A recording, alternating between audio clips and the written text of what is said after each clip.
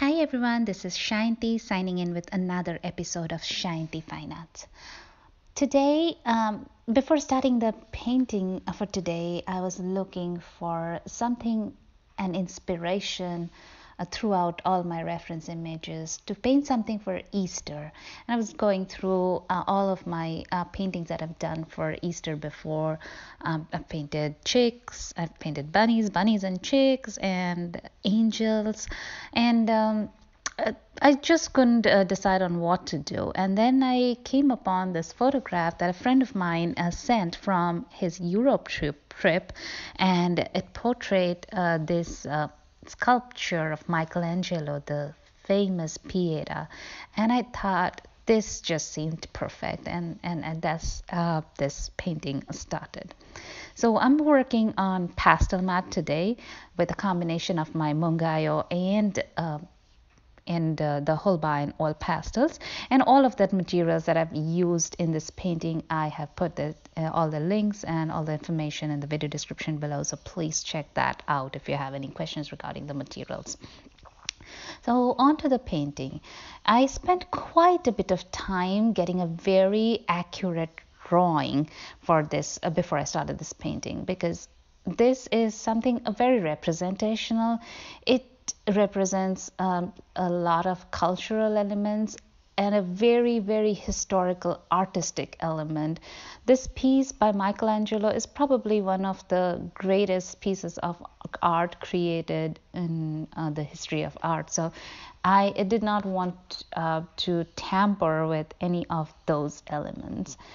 Once that drawing was done, I kind of started with the background, and I have never really actually seen Pieta, not even in a video or something. I have always just seen different photographs of it, so I really don't know what the background actually is.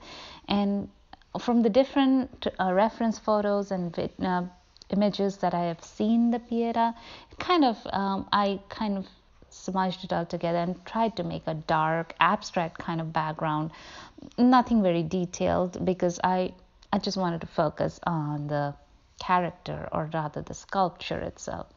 So the background, I'm pretty much smushing in a lot of different colors, a lot of browns, darker values of browns, kind of blacks, grays, a little bit of red and orange and blue too, but very minimally of those primary colors. I'm using a lot of muddier colors so that it kind of stays does not take too much of focus.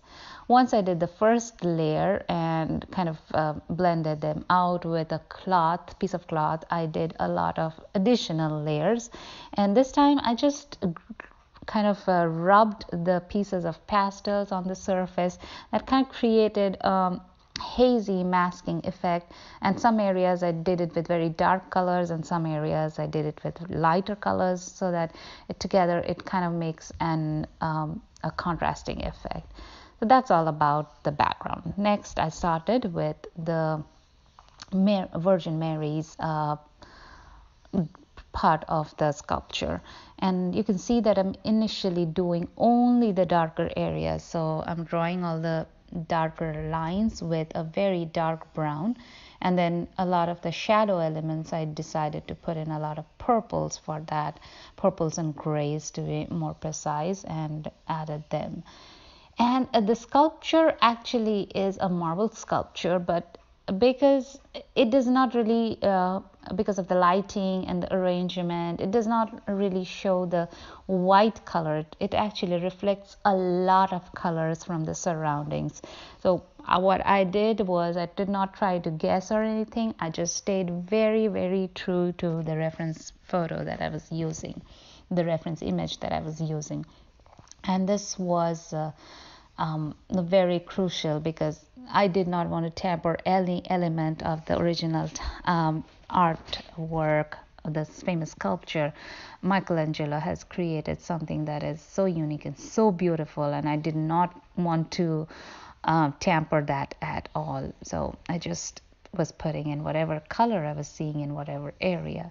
For the shadows, you will see that I have used a lot of interesting colors that I typically probably would not use for shadows. Yes, there are the usual darker browns and grays, but I've used a lot of purples and blues and even a lot of red. Yes, I've used a lot of crimson red. And then I used a flesh tint from the Holbein set and went over all of these areas and kind of pushed that flesh tint on the surface of the pastel mat so that it kind of gets all the colors smushed down and blended at the first go, even without using any blending tools. Now this flesh tint has a much rosier color than I'm ultimately aiming for. I'm ultimately going from a little bit golden kind of look, beige tones, but that is totally fine because this is just my first layer. I'll be putting in lots of more layers and kind of changing the color values. At this point, I'm not worried about the color. At this point, I just focus more on the lights and darks and the contrast. So you can see me creating a lot of highlights with white, and probably this much amount of white is not something you want to see in the end result or the final painting, but this is fine at this point because you want to create some very bright highlight areas, and then you can always glaze additional layers of colors on top of it and tone it down. But at this point, I just wanted to get the effect of light, kind of like how impressionists work. They get the effect of lights and darks placed in first, and you could obviously do it in an impressionistic style, but I did not want to go that route. But so that's what I was doing here, kind of getting the very darks and very bright highlights put in place, not really worrying about the right color at this point, just getting the values correct, the darker areas and the lighter areas, just the amount of hue in each area should be right. And once I use my blending tool, which I'm using the clay shaper tool. You must have seen me using this clay shaper tool in many of my oil pastel videos before, but it is also linked in the video description below as a material that I've used.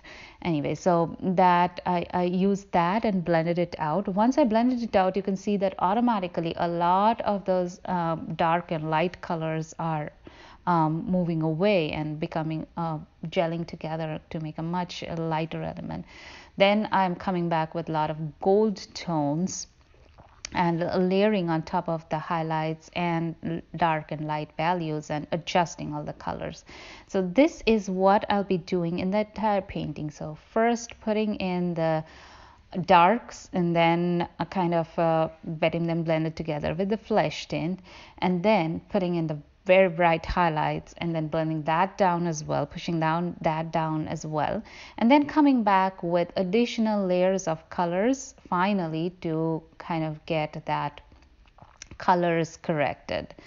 And in the face area, while I was adding all of these layers on top of layers on top of layers, and thankfully pastel mat takes a lot of layers, and it's just wonderful to work with pastel mat with oil pastels because it just takes layers as many times as you want. And I lost some of my actual drawing, so I could have kept on drawing with my oil pastels only, but I had a color pencil handy, and this is an oil-based, more of oil-based color pencil by Faber-Castell, and I use that brown to bring those finer details of the face back, and that kind of just brings your work together and in a much lesser time. Working with pencils in the smaller areas is so much easier. But if you think that that's kind of like a cheating thing, then don't use a pencil. You can use charcoal as well. In fact, after I did the entire painting, I thought that another idea that you could do in this kind of painting is do the entire work with charcoal, all the darks and lights, like a monochromatic charcoal version, and then just glaze a few colors here and there, or do charcoal on a toned paper. So that's like infinite number of possibilities here. So on the body of Mary, you can see that even after the initial colors, the darks of the shadow areas, I'm also using a bit of a very dull green, because that's the color that I'm seeing, and that's what I went for. And then again, with the use of the flesh tint, it kind of became a rosier color. But like I said, just like I did in the face, I'll be doing the highlights and then blending it all together and doing some color glazes to bring all the color together. And that's all there is for the rest of the painting, whether it is the body of Mary, face of Mary, Jesus portrait, the area of the body of Jesus, his face, everything. It's just done in the same way. Darks, lights, smush them all together with the flesh tint, and then get the highlights and then blend them all together, and then get the color values corrected with additional layers of color glazing. And something that was very different about doing this painting is, I don't know why, but I was filled with a very, very, very different feeling. I was almost feeling very placid, very, very calm, very peaceful while doing this. I don't know if it's just that the facial expression of the sculpture that brought me that sense of peace and calm, or just the work itself. I was so satisfied while working on this. I was feeling so good. It's just like from within, I was feeling like I just reached a different level of happiness or contentment. And I think this is why people become artists, because this is the feeling that they associate with their work, and this is the feeling that makes them an artist. So have you ever experienced this kind of a feeling while doing an artwork? If you have, let me know your thoughts and your experience in the comments below. And as usual, whether you like the painting or you don't like the painting, feel free to let me know in the comments below. And I also want to make it very clear that this painting does not have any religious implication. I try to stay away from any kind of religious implication ever in my art. I am very respectful of all religions, and I think that the basic principle of all religion is to preach love, and I do not consider any one religion on top of any other. So yeah, that please note that as well. Other than that, if you have any questions regarding the artwork or anything in general, always feel free to ask. I try to answer all questions and comments put together in the video. And feel free to share it with all your friends who like art. And even if they don't like art, if they would enjoy a painting of Pieta, they can connect with it for some reason or the other. Do feel free to share it with your friends and family and loved ones. This is one artwork I'm really I really became fond of. So because it gave me a very different feeling. So it's special for me. If it does the same thing to you, please let me know. And give me the all-important thumbs up to keep me motivated to do more. And if you're not already subscribed to my channel, please consider hitting the subscribe button. And if you do subscribe, do not forget to hit the notification bell as well, because that is, if you hit the notification bell, then every time I post a new video, which is every Wednesdays and Fridays, every single week, with new videos, new tutorials, and a lot of art information every week. So every time I post a new video, you will get a notification. So if you're subscribing, don't forget to hit the notification bell. And I thank you for listening to me, watching me, and providing your support. It means everything to me. Thank you once again, and I will catch you back again next week. Thank you.